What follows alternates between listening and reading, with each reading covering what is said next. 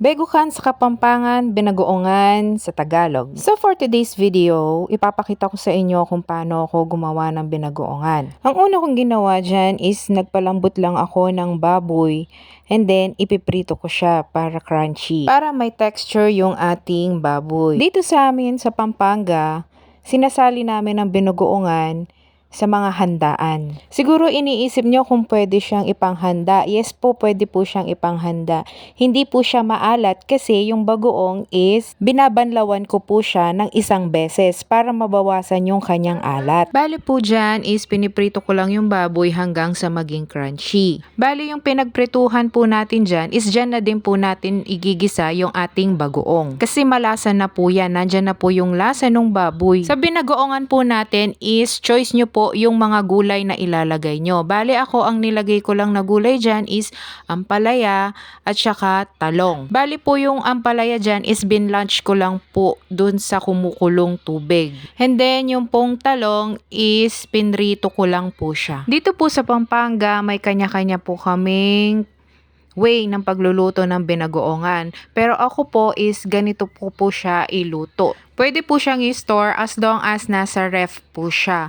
Kung i-store nyo po siya ng matagalan is wag nyo po munang ihalo yung mga gulay kasi madali po siyang masira. Napakasimpleng luto, napakasimpleng ulam, pero napakasarap. Pwede mo siyang i-partner sa kare-kare, sa anumang gulay na gusto mo siyang gawing sausawan, iulam sa kanin, lahat pwede. Sa aming Kapampangan, hindi kami nawawalan nito sa bahay. Kasi pag nagutom ka, parang on the go na din siya. Pwede din po siyang isahog sa anumang igigisa nyong gulay. Like sa pinakbet, ginisang kalabasa, or simpleng gulay lang. Masarap pa to lalo na sa gata. Bali dyan po is patapos na po akong magprito ng talong. Isusunod ko naman po dyan is yung paggigisa ko ng bawang at sibuyas. Igisa lang po natin siya hanggang mag golden brown yung... Bali, una ko pong ginisa is yung sibuyas para lumabas lang yung kanyang aroma. Tapos sinunod ko na din yung bawang. Hintayin ko lang siyang maging golden brown. Naglagay din po ako ng laurel dyan kasi minsan yung ating bagoong is hindi natin maiiwasan na may amoy. Pantanggal din siya ng amoy at the same time, pampadagdag din siya ng lasa. So after niyang magisa ng konti, ilalagay ko na kasunod yung ating bagoong. Hindi ko na siya nilagyan ng anumang pampaalat kasi ang sabi ko nga is maalat na yung bagoong. Syempre, time to time is titikman din natin siya. Bali, nagdagdag din ako dyan ng mantika kasi nakukulangan ako sa mantika. Nag-add din ako dyan ng suka. Suka acting as a preservative at nagtatanggal din siya ng lansa ng ating bagoong. Hindi nating maiiwasan na maging malansa yung bagoong is kasi hipon po siya na maliliit. At naglagay din po ako ng magic sarap dyan para mas malasa yung ating binagoongan. And then, naglagay po ako ng oyster sauce. Opo, oyster sauce. Igigisa po natin siya ng mabuti kasi po alam naman po natin ang bagoong is nakatiwangwang lang po yan sa palengke. Bale, hindi na po ako nag-add ng tubig dyan kasi since binalawan po natin yung bagoong is magtutubig na po siya kasi hindi naman po siya lahat madidrain. Kumbaga, maa-absorb din po niya ng konti yung tubig. So, igigisa lang po natin siya hanggang sa mawala ng tubig. Bali, nag-add din po ako ng ketchup dyan kasi nakukulangan po ako sa kulay ng aking bagoong.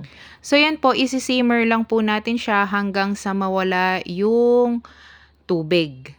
Tapos, nag-add din po ako ng asukal. Sa asukal po, tansya-tansya na lang po tayo kasi iba-iba po tayo ng taste.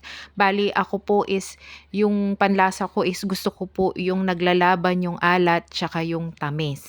And then, nag-add din po ako ng sili na pansigang. Pero kung gusto nyo po ng mas maanghang, is pwede naman po yung sili na pula. Pero since gusto nyo po siyang ipanghanda, much better po yung siling pansigang kasi hindi po siya maanghang na maanghang. Diyan po is nagdagdag lang ako ng patis kasi since binanlawan po natin yung ating bagoong, medyo tumabang po siya. Again, sabi ko po sa inyo is tikman-tikman nyo din po ang inyong niluluto. Bali, isimmer lang po natin siya ng konti hanggang sa magmantika magmantika. Yun po ang masarap, yung nagmamantika yung ating binagoongan. Bale sa video po na ito is hindi na po ako nagplating kasi since pang ulam lang po namin ito. Pero kung gusto nyo po siyang ipanghanda is wag nyo na muna pong isabay yung mga sahog na una nating niluto. Simmer natin siya ng kaunti pa para mas tumagal yung shelf life ng ating binagoongan. Yung iba naglalagay ng gata pero hindi ako naglalagay ng gata kasi gusto ko is tumagal siya sa ref. Matatawag ko na din tong ulam on the go. Pwede nyo din po itong ipack or ilagay sa mga container yung mga babasagin.